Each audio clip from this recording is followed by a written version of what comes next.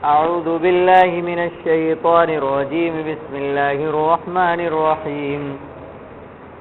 لتبلغن في أموالكم وأنفسكم ولتسمعن من الذين أوتوا الكتاب من قبلكم ومن الذين أشركوا أذى كثيرا وإن تصبروا وتتقوا فإن ذلك من عزم الأمور. وإذ أخذ الله ميثاق الذين أوتوا الكتاب لتبيننه للناس ولا تكتمونه فنبذوه وراء ظهورهم واشتروا به ثمنا قليلا فبئس ما يشترون. لا تحسبن الذين يفرحون بما أتوا ويحبون أن يحمدوا بما لم يفعلوا فلا تحسبنهم بمفازة من العذاب ولهم عذاب أليم.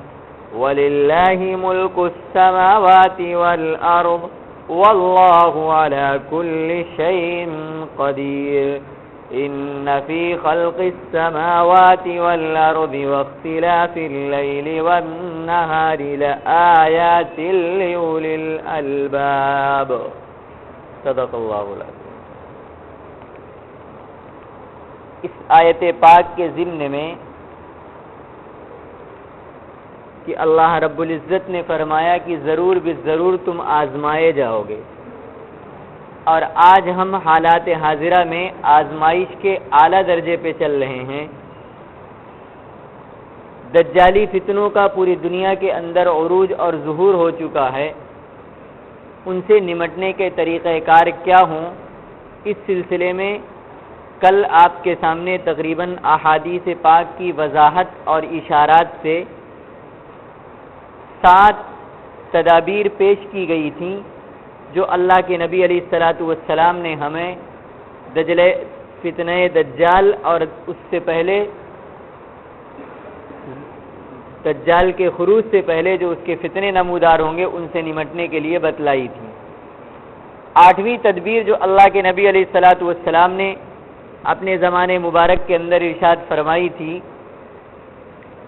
وہ یہ کہ عراق کے دریائے فرات کا پانی رکنے سے اس کے تہ سے جو سونا برآمد ہو اس کی لالچ کوئی مسلمان نہ کرے. آپ صلی اللہ علیہ وسلم کا فرمان ہے کہ قیامت کے قریب فرات سونے کے پہاڑ کے پیچھے سے ہٹ جائے گا، یعنی پانی رک جائے گا اور اس دریائے فرات کے اندر سے سونے کا پہاڑ ظاہر ہوگا. اس وقت اللہ کے نبی نے فرمایا جو بھی وہاں موجود ہو اس سے کچھ بھی نہ لے، بالکل اس کی طرف نظر نہ ڈالے. اور ایک روایت میں ہے کہ اس پہاڑ پر مسلمان ایک دوسرے سے دست و گریباں ہوں گے. وہ سوچے گا میں اسے حاصل کروں، وہ سوچے گا میں اسے حاصل کروں. تو اللہ کے نبی نے فرمایا اسی میں اور میں 100 میں سے 99 قتل ہو جائیں گے، اور ان میں سے ہر آدمی یہ کہے گا کہ ہو سکتا ہے میں آگے بڑھوں، میں بچ جاؤں، میرے قبضے میں یہ آ جائے گا. اسی میں سے 100 میں سے 99 قتل ہو جائیں گے. یہ 8ویں تدبیر اللہ کے نبی علیہ الصلاۃ والسلام نے جو ایک خروج دجال سے پہلے یہ ایک فتنہ نمودار ہوگا اس سے بچنے کے لیے اللہ کے نبی علیہ الصلاۃ والسلام نے یہ تدبیر بتلائی. دیکھیے آپ نے کہیں پڑھا ہوگا، سنا ہوگا، دریائے دجلہ اور دریائے فرات، یہ دونوں دریا جو ہیں یہ ترکی سے بہ کر عراق کے راستے یہ جا کر عرب کے اندر گرتے ہیں. ترکی نے دریائے فرات پر بڑے بڑے ڈیم بنا رکھے ہیں. اتاترک ڈیم جو وہاں کا ہے وہ دنیا کے بڑے ڈیموں میں سے ایک ڈیم مانا جاتا ہے، جس کی مربع چوڑائی اور لمبائی اگر کو ناپا جائے تو 816 کلومیٹر کے اندر آتی ہے. اتنا بڑا ڈیم ہے. اگر ترکی چاہے تو اس ڈیم کے دروازوں کو بند کر دے اور عراق تک یہ پانی جانا بند ہو جائے گا. تو اگر عصر حاضر کے اعتبار سے اللہ کے نبی علیہ الصلاۃ والسلام کی اس فرمان کو آپ تطبیق دینا چاہیں کہ کیسے اچانک پانی رک جائے گا، تو اس طریقے کار سے بھی پانی کو روکا جا سکتا ہے، ادھر روکا گیا، ادھر اس کے اندر سے اس کا ظہور ہو گیا۔ سمجھ میں آ رہی کہ نہیں آ رہی بات؟ تو اللہ کے نبی علیہ الصلوۃ والسلام نے یہ 8ویں تدبیر اس سے رکنے کی، بچنے کی بتلائی۔ یہ ساری کی ساری تدبیریں روحانی تھیں۔ سب سے پہلے نمبر پر اعلاء کلمت اللہ کے لیے عملی یا قلمی یا لسانی یا کم درجے پر ذہنی یا دعائی طور پر جہاد کے لیے تیار رہنا۔ دوسرے نمبر پر تھی اللہ پر یقین کو پورا کرتے ہوئے اللہ کی بارگاہ میں اخلاص کے ساتھ دعا کرنا، اور تیسرے نمبر پر تھی فتنہ عروج کے زمانے میں نئی جماعتیں جو علماء اور مشائخ حضرات صحابہ کرام کے معروف اور مشہور طریقوں سے ہٹ کر ہوں، ان سے اپنے آپ کو بچانا۔ اور چوتھی تدبیر تھی اللہ کے نبی علیہ الصلوۃ والسلام سے پوچھا گیا کہ ان فتنوں کے زمانے میں جبکہ ایک آپ کے فرمان کے مطابق کھانے پینے کی بڑی قلت ہو جائے گی تو مسلمان کس طریقے سے اپنے آپ کو بچائے گا، اسے تو کچھ ملے گا نہیں۔ تو اللہ کے نبی نے فرمایا تحمید، تکبیر، تحلیل یعنی تسبیحات کا ذکر، یہ روحانی غذا کے علاوہ جسمانی غذا بھی فراہم کریں گی۔ اور 5ویں تدبیر بتلائی گئی تھی کہ وہ شہر جو گناہوں بھرے ہیں ان سے نکل کر حتی الامکان ان شہروں کے اندر پہنچ جانا جہاں پر دجال کا عروج فتنے کا نہیں ہو پائے گا، جیسے حرمین۔ اور اسی طریقے سے 7ویں تدبیر آپ کو بتلائی گئی تھی، اللہ کے نبی علیہ الصلوۃ والسلام نے فرمایا جو سورہ کہف کی 10 آیتیں شروع کی اور 10 آیتیں آخر کی یاد کر لے، اگر دجال سامنے بھی آ جائے تو اس کے سامنے پڑھ دے گا تو اس کا زور نہیں چلے گا۔ یہ 7 تدبیریں، اور یہ 8ویں تدبیر آج آپ کے سامنے پیش گئی، یہ روحانی تدبیریں تھی۔ اب تظاہری طور پر کچھ عملی تدبیریں حالات کے اعتبار سے جو رکاوٹ بن سکتی ہیں اس فتنے کے اندر اپنے آپ کو بچانے میں، وہ 2-4 ہیں، ان پر بھی ذرا ایک نظر ہم ڈال لیں۔ سب سے پہلی تدبیر جو آج کے اعتبار سے ان دجالی فتنوں میں نمٹنے کے لیے ہمارا ساتھ دے سکتی ہے وہ اتباع صحابہ ہے، کیونکہ ایک ایسی فرشتہ صفت جماعت اللہ کے نبی علیہ الصلوۃ والسلام نے تیار کی تھی جو اپنے علم، عمل، اخلاص، تقوی یعنی جتنی خوبیاں ہیں ان تمام خوبیوں کے ایسے ماہر اور ایسے مضبوط تھے کہ ایک ایک خوبی ان کے اندر جو پائی جاتی تھی وہ اپنا لینے کے بعد انسان زندگی کی صحیح راہ پا سکتا ہے۔ تو اتباع صحابہ اور خاص طور پر ان صحابہ اکرام کے اندر 3 صفتیں ایسی پیوست تھیں کہ مستقبل قریب میں برپا ہونے والے عظیم رحمانی انقلاب کے لیے وہ 3 صفتیں انتہائی کارآمد ہو سکتی ہیں۔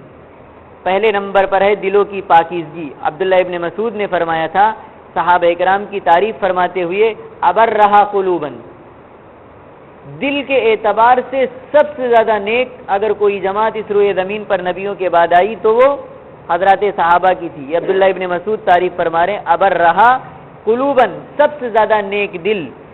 اور نیک دل جب ہوگا تو دل کی جو بیماریاں ہوں اس سے وہ پاک ہوگا، کینہ، حسد، بغض، عداوت، یہ ساری چیزیں دل کی بیماریاں ہیں۔ کیا مطلب ہے کہ اگر انسان کو ان فتنوں سے اپنے آپ کو بچانا ہے تو یہ صفت اتباع صحابہ والی یہ جو صفت ہے اپنے دل کی ان گندگیوں کو دور کرے۔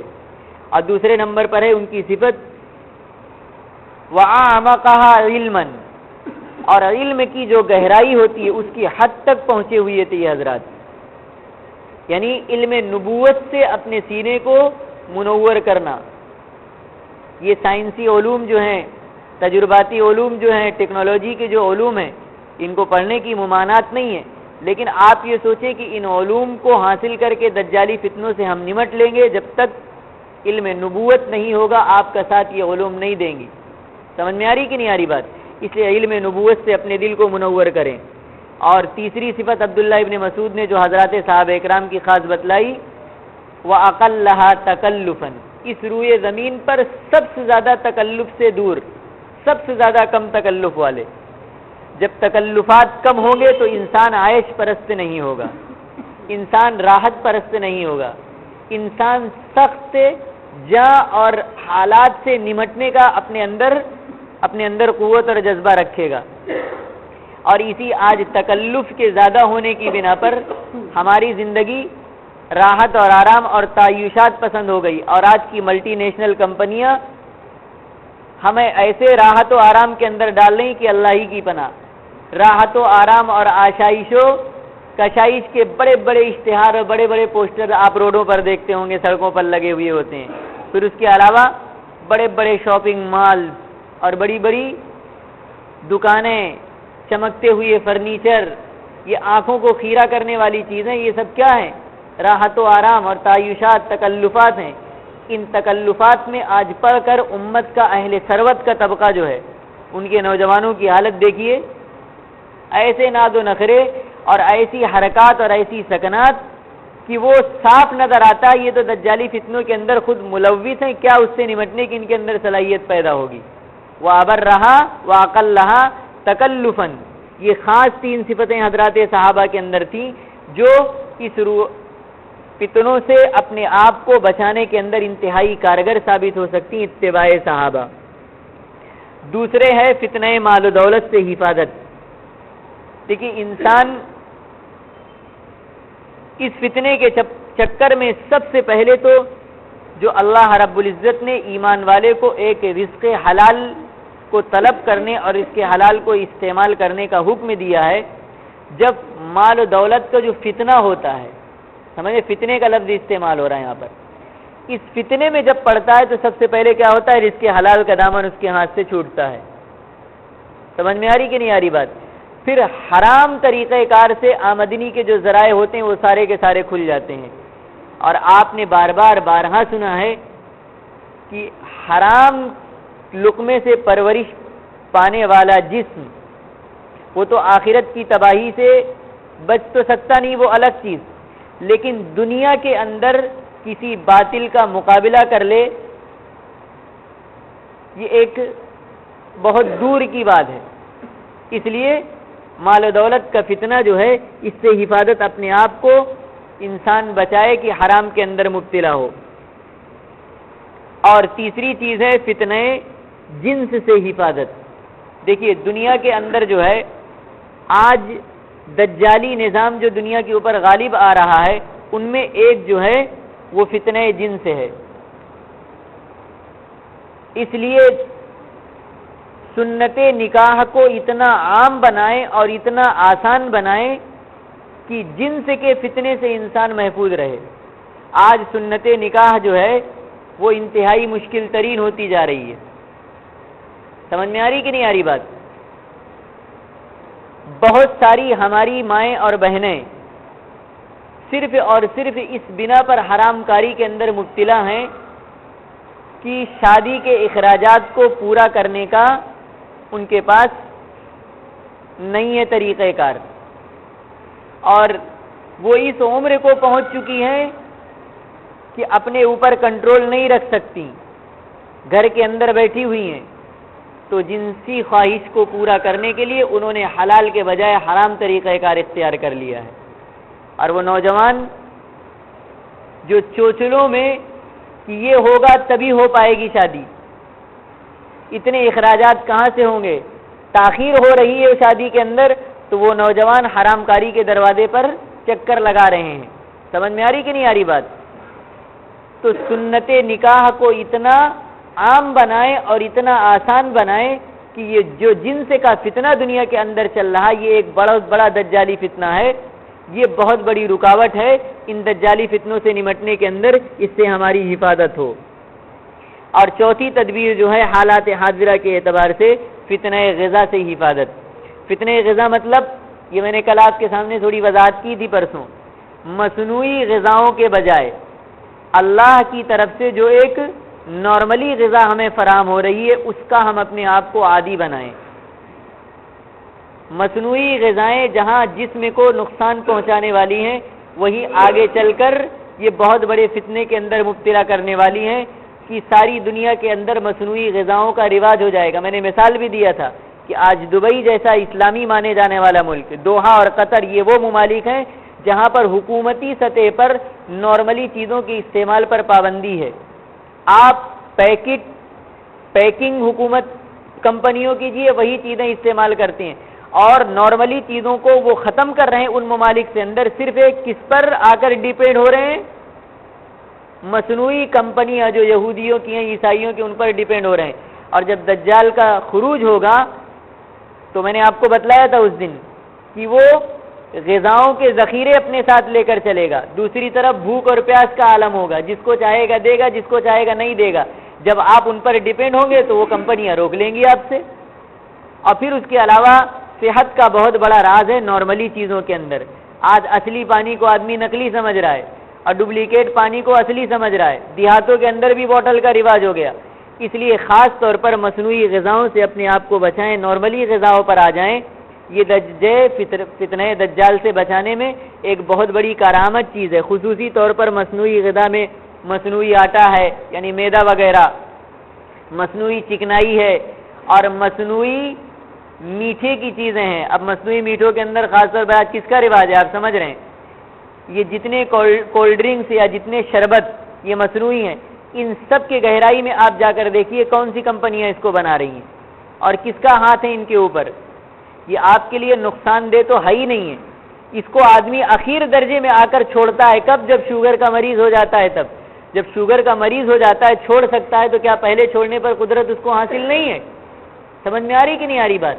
تو یہ کچھ عملی تدابیر کے طور پر حالات حاضرہ کے اعتبار سے ان چیزوں سے بھی انسان اپنے آپ کو بچائے، یہ بھی دجالی فتنوں سے بچانے میں بہت کارآمد ثابت ہو سکتی ہیں۔ اب ہم آتے ہیں اپنے اصلی سوال کی طرف۔ حضرت امام مہدی، اللہ کے نبی علیہ الصلوۃ والسلام نے فرمایا کہ ان کی اتباع کرنا، ان کے ہاتھ پر بیعت کرنا۔ مہدی، ان کا تعارف کیا ہے؟ حاضرانہ اور غائبانہ، کون ہوں گے یہ؟ وہ کہاں ظہور ہوگا؟ کب ظہور ہوگا؟ یہ سب سوالات جو ہیں اس پر بھی تھوڑی سی گفتگو آپ کے سامنے آنی چاہیے، اس لیے تھوڑا سا اس سلسلے میں آپ غور کریں۔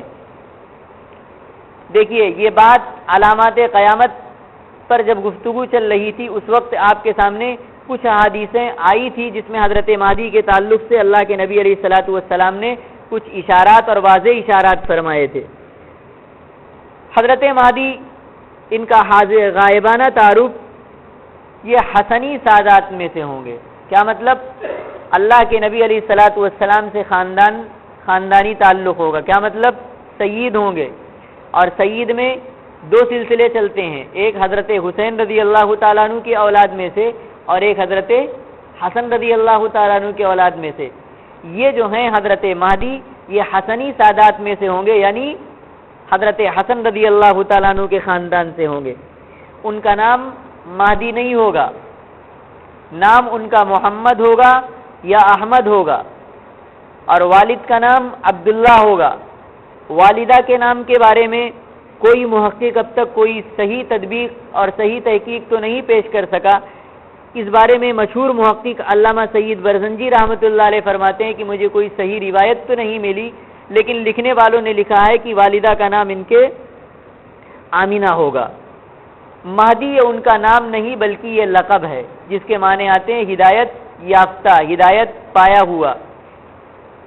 جس دور کے اندر امت ایک عظیم حالات کا شکار ہوگی تو لوگ اس حالات سے نجات پائیں گے کن کے ہاتھوں؟ حضرت مہدی کے ہاتھ پر، اس لیے ان کا لقب مہدی قرار دیا گیا ہے۔ سمجھ میں آ رہی کہ نہیں آ رہی بات؟ یہ نام ان کا مہدی نہیں ہے، وہ پہلے سے پیدا نہیں ہوں گے بلکہ عام انسانوں کی طرح پیدا ہوں گے۔ آج ایک طبقہ امت کا یہ کہتا ہے ان کے 12ویں امام ہے وہ امام مہدی۔ قرآن پاک 40 پارے کا تھا، 10 پارہ امام مہدی لے کر غار سرہ من رعا کے اندر چھپ گئے ہیں، اب قیامت کے قریب نکلیں گے۔ کیا مطلب؟ وہ آ چکے ہیں اور غائب ہو گئے ہیں وہ 10 پارہ لے کر؟ نہ، یہ غلط عقیدہ ہے۔ وہ پیدا ہوں گے، پیدا ہو چکے ہیں نہیں، پیدا ہوں گے عام انسانوں کی طرح، اور 40 سال کی جب عمر ہوگی ان کی تب امت مسلمہ ان کے ہاتھوں پر جا کر بیعت کرے گی۔ سمجھ میں آ رہی کہ نہیں آ رہی بات؟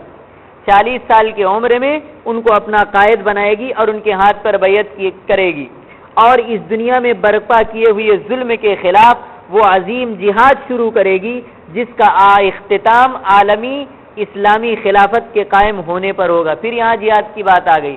دیکھیے میں نے کل آپ کو کہا تھا دل تھام کر آپ بیٹھا کریں، اس سے ڈرے مت، اللہ پر پورا یقین رکھیں، کوئی طاقت آپ کا اس نام لینے پر کچھ نہیں بیکا کر سکتی ہے۔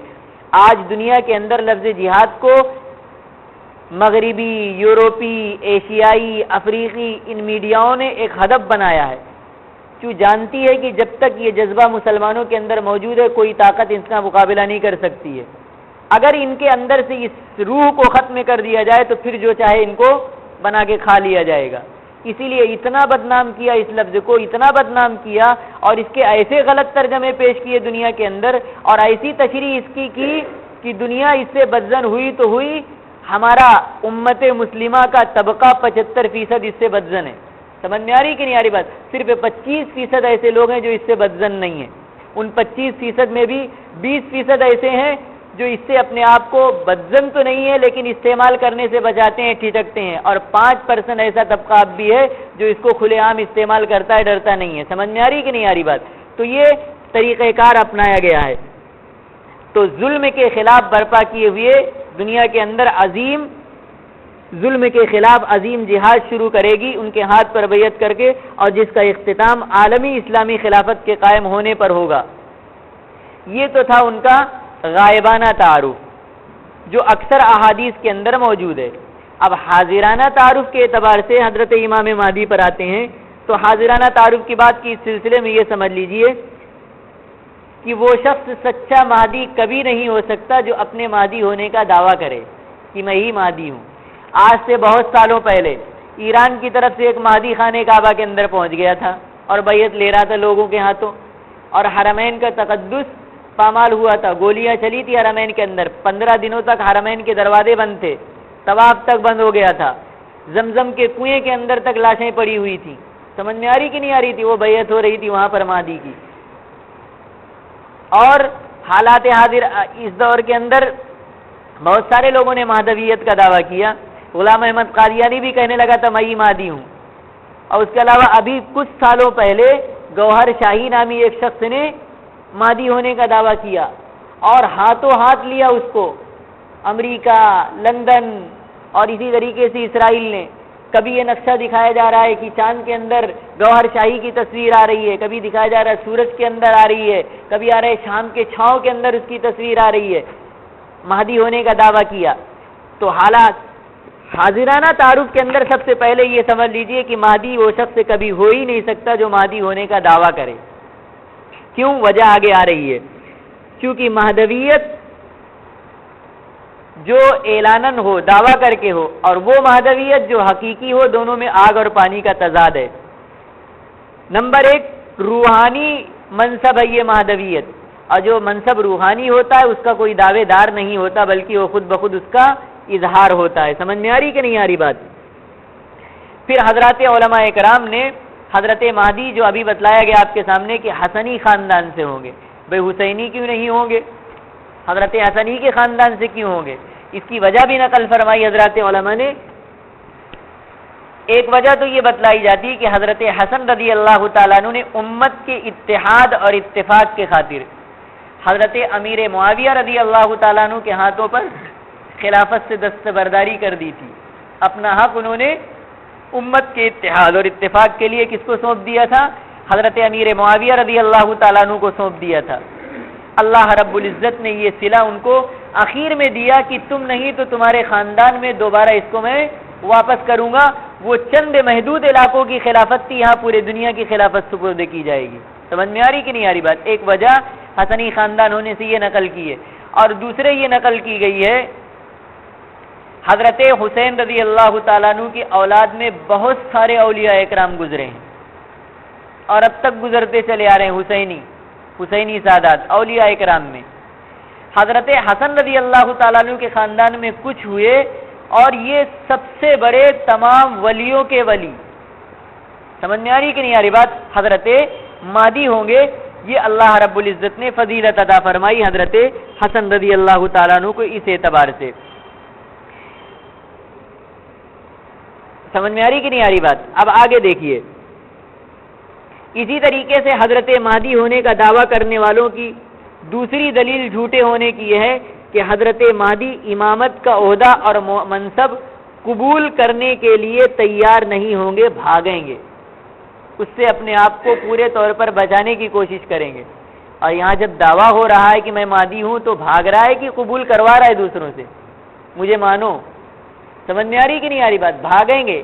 حدیث پاک کے اندر اللہ کے نبی علیہ الصلوۃ والسلام نے جو ان کی علامت بتلائی، فرمایا کہ حتیٰ کی پوری دنیا سے مل کر 7 علماء کرام، 7 اہل علم اور 7 علماء کرام بڑی کڑھن کے ساتھ امت کے حالت پر ایک دم تڑپ کر جمع ہو کر 7 علماء کرام حضرت مہدی کو تلاش کرنے کے لیے دنیا کے مختلف حصوں سے حرمین شریفین پہنچیں گے۔ پھر اللہ کے نبی علیہ الصلوۃ والسلام نے اپنے زمانے مبارک کے اندر ان علماء کرام کہاں کہاں سے آئیں گے جو اشارات فرمائے تھے، عصر حاضر کے اعتبار سے وہ علاقے پاکستان، افغانستان، ازبکستان، ترکی، شام، مراکش، الجزائر اور سوڈان، یہ علاقے کہلاتے ہیں، یہاں کے علماء کرام ہوں گے۔ حضرت مہدی کے تلاش میں تلاشتے تلاشتے وہ حرمین پہنچیں گے اور ہر ایک کے ہاتھوں پر 310 یا اس سے کچھ زائد حضرات بیعت کر چکے ہوں گے امت کے لیے لڑنے اور جان سے مر مٹنے کی۔ یہ 7 حضرات مل کر حضرت مہدی کو حرمین میں تلاش کریں گے اور تلاش کرتے کرتے جب حضرت مہدی تک پہنچ جائیں گے اور ان کے قریب رہ کر کوشش کریں گے بھانپنے کی اور تلاشنے کی کہ کیا صفات اس شخص کے اندر پائی جا رہی ہیں، جب وہ تمام علامتیں جو اللہ کے نبی علیہ الصلوۃ والسلام نے حضرت مہدی کی بتلائی ہیں ان کی تصدیق وہ کر لیں گے ان کے حالات کو دیکھ کر، تو ان سے پوچھیں گے کہ آپ فلاں ابن فلاں ہیں؟ حضرت مہدی سے پوچھیں گے آپ کا نام یہ ہے، آپ کے والد کا نام یہ ہے؟ حضرت مہدی ان کو بڑی خوبصورتی سے ٹالتے ہوئے کہیں گے میں تو ایک انصاری ہوں، میں تو ایک انصاری ہوں۔ یہ اپنے آپ کو بچانے کے لیے حضرت مہدی کہیں گے کہ میں بس اللہ کا ایک مددگار ہوں، مسلمانوں کے لیے ایک مددگار بن کر آیا ہوں، اور انصاری کہہ کر وہ جملے کو ٹال دیں گے، قبول نہیں کریں گے اس جملوں کو جو وہ کہلوانا چاہیں گے ان کے منہ سے۔ جب یہ دیکھیں گے تو یہ تو میرے بالکل پیچھے پڑ چکے ہیں، یہ حضرات میرا پیچھا نہیں چھوڑ رہے ہیں، تو یہ جملہ کہہ کر وہ مکۃ المکرمہ سے چھپ کر مدینہ منورہ بھاگ جائیں گے۔ کون؟ حضرت مہدی۔ یہ حضرات آپ کو تلاش کرتے ہوئے مدینہ پہنچ جائیں گے، مدینہ پہنچ جائیں گے، اور پھر جا کر وہاں پر ان کو گھیریں گے تو حضرت مہدی اس امامت کے عہدے سے بچنے کے لیے ان سے چھپ کر پھر مکۃ المکرمہ واپس چلے آئیں گے۔ یہ ساری تفصیلات حدیث پاک کے اندر ہیں۔ یہ علماء اکرام بےتاب ہو جائیں گے کہ اے اللہ یہ ساری کوشش ہم نے امت کے نجات کے لیے کر ڈالی، منزل پھر بھی ہاتھ نہیں آ رہی ہے، نہ کفر کا زور ٹوٹ رہا ہے اور نہ کفریات کا غلبہ ختم ہو رہا ہے، امت کو جس قائد کی ضرورت ہے اس کے قریب پہنچ کر ہم پھر ان سے محروم ہو رہے ہیں، علامات اور صفات تو اس کے اندر پائی جا رہی ہیں لیکن وہ شخص میں ہمارے ہاتھوں نہیں آ رہا ہے، اللہ تو کرم فرما۔ بڑی کڑھن کے ساتھ یہ 7 علماء کرام دنیا سے جو جمع ہوں گے تڑپ تڑپ کر اللہ کی بارگاہ میں دعا کریں گے، اور یہ آپ کو مدینہ منورہ چھوڑ کر تلاش کرتے ہوئے پھر مکہ پہنچیں گے، کہیں پھر تو وہ نہیں وہاں پہنچ گئے۔ چنانچہ آخر میں یہ علماء تیسری مرتبہ حضرت مہدی کو حجر اسود کے پاس جا کر پائیں گے، حجر اسود کے پاس جا کر پائیں گے۔ آپ کعبہ کے ساتھ چمٹ کر چہرے کو کعبے کی دیوار پر رگڑتے ہوئے امت کے حال پر زار و قطار رو رہے ہوں گے۔ کون؟ حضرت مہدی۔ یہ علماء آپ کو پہلے پہنچ کر خدا کا واسطہ دیں گے اور اللہ کا واسطہ دے کر یہ کہیں گے اگر آپ نے بیعت نہ کی اور بیعت کے لیے ہاتھ کو نہ بڑھایا ہمارے سامنے تو امت کی مظلومیت کے ہاتھ جو امت مظلومیت کے حالت میں ماری جا رہی ہے ان سب کا گناہ آپ کے سر پر ہوگا۔ پھر اگر آپ نے ہاتھ کے لیے بیعت کے لیے ہاتھ نہیں بڑھایا تو یہ سارا کا سارا گناہ امت جو ظلم کی بنا پر ماری جا رہی آپ کے سر پر ہوگا۔ اب آپ سمجھ لیجئے اللہ کا واسطہ دے کر ہم آپ کہہ رہے ہیں کہ آپ اپنا ہاتھ بڑھا دیجئے بیعت کے لیے۔ یہ سن کر حضرت مہدی مجبور ہو کر مقام ابراہیم اور حجر اسود کے درمیان بیٹھ کر ان سے کہیں گے آؤ پھر آخری فتح تک کے لیے جینے اور مرنے کا عہد کرتے ہیں، اور پھر ان 7 علماء اکرام کے ہاتھوں حضرت مہدی بیعت قبول کریں گے۔ سمجھ میں آ رہی کہ نہیں آ رہی بات؟ نمبر 3، ظہور سے پہلے خود حضرت مہدی کو ہی اپنے مقام کا پتہ نہیں ہوگا کہ میں ہی وہ مہدی ہوں جن کی بشارت اللہ کے نبی علیہ الصلوۃ والسلام نے دی ہے، ان کو خود اپنے مقام کا پتہ نہیں ہوگا، انہیں اپنی صلاحیتیں خود ان پر پوشیدہ ہوں گی، وہ ایک عام آدمیوں کی طرح زندگی گزار رہے ہوں گے۔ اب جب وہ ایک عام آدمیوں کی طرح زندگی گزار رہے ہوں گے تو مہدی ہونے کا دعویٰ کیسے کر لیں گے؟ یہاں پر پھر ان دعویٰ کرنے والوں کی پول اور قلعی کھل رہی ہے۔ اب آگے سنیے، اللہ کے نبی علیہ الصلوۃ والسلام کے اشارات کے مطابق خود حضرت مہدی کو اپنے مقام اور مرتبے کا پتہ نہیں ہوگا۔ حضرت علی رضی اللہ تعالیٰ عنہ کی ایک روایت ہے، یہ ابن ماجہ اور مسند احمد اور کئی حدیث کی کتابوں کے اندر یہ روایت موجود ہے کہ قال رسول اللہ صلی اللہ علیہ وسلم المہدی منا، مہدی جو ہوگا وہ ہمارے خاندان میں سے ہوگا، اہل البیت یعنی اہل بیت میں سے ہوگا، یصلحہ اللہ فی لیلۃ، اور اللہ رب العزت مہدیت کی ساری صفت اس کے اندر صرف ایک رات کے اندر پیدا فرمائے گا۔ قیادت، امامت اور قائدانہ صلاحیت اور مہدی کے اندر جو علم، تقوی، اخلاص، للہیت، یہ تو پہلے سے ہوگا، اور بقیہ جو صلاحیتیں مہدی کی حدیث پاک کے اندر بتلائی گئی ہیں، اللہ کے نبی علیہ الصلوۃ والسلام فرماتے ہیں کہ ایک رات میں اللہ رب العزت عطا کرے گا جس رات ان کے ہاتھوں پر بیعت ہوگی۔ سمجھ میں آ رہی کہ نہیں آ رہی بات؟ اس دم یک لمحہ ایک دن میں اللہ رب العزت یہ ساری صلاحیتیں ان کے اندر پیدا فرمائے گا۔ اس سے معلوم ہوا کہ مہدی ہونا جہادی اور عسکری قیادت کے ساتھ ساتھ ایک طرح سے روحانی منصب ہے، اور روحانی لوگ دعویٰ نہیں کرتے۔ پھر مہدی ہونا یہ ایک پھولوں کی مسند نہیں ہے کہ بیٹھ گیا آدمی، بلکہ کانٹوں بھرا تاج ہے۔ کیوں؟ حضرت مہدی جو بیعت کریں گے، کس لیے سب سے پہلی بیعت ہوگی؟ پوری دنیا پر جو کفار کا غلبہ ہے، دندنا رہے ہوں گے کفار، اس وقت ٹوٹ پڑے ہوں گے اہل اسلام پر، ان کے خلاف لوہا لینے کے لیے یہ بیعت ہوگی۔ تو یہ مسندوں پھولوں بھری مسند نہیں ہے بلکہ کانٹوں بھرا تاج ہے۔ سمجھ میں آ رہی کہ نہیں آ رہی بات؟ تو اللہ رب العزت اس ایک رات کے اندر ان کے اندر یہ ساری صلاحیتیں پیدا فرمائے گا۔ اب اس کے اندر اگلا سوال ہے کہ حضرت مہدی کون ہوں گے، اور حضرت مہدی کی جد و جہد کیا ہوگی، اور حضرت مہدی کب ظاہر ہوں گے؟ یہ سوالات بھی اپنے اندر کچھ تفصیل رکھتے ہیں۔ اس تفصیل کے لیے آپ کو تقریباً 2-4 دنوں کا انتظار اور کرنا ہوگا۔ آج اگلے ہفتے پیر کے دن تشریف لے آئیے، دعا کیجیے اللہ ہمیں قرآن پاک کی صحیح سمجھ نصیب فرمائے اور اس پر عمل کی توفیق عطا فرمائے۔ اللہم صلی علی سیدنا و شفیعنا و حبیبنا و مولانا محمد وعلی آل سیدنا و مولانا محمد وبارک وسلم۔ ربنا آتنا فی الدنیا حسنہ وفی الآخرۃ حسنۃ وقنا عذاب النار۔ اللہم احفظنا من کل بلاء الدنیا وعذاب الآخرہ۔ اہدنا الصراط المستقیم صراط الذین انعمت علیہم غیر المغضوب علیہم ولا الضالین۔ وصلی اللہ تعالی علی خیر خلقہ محمد وعلی آلہ واصحابہ اجمعین برحمتک یا ارحم الراحمین۔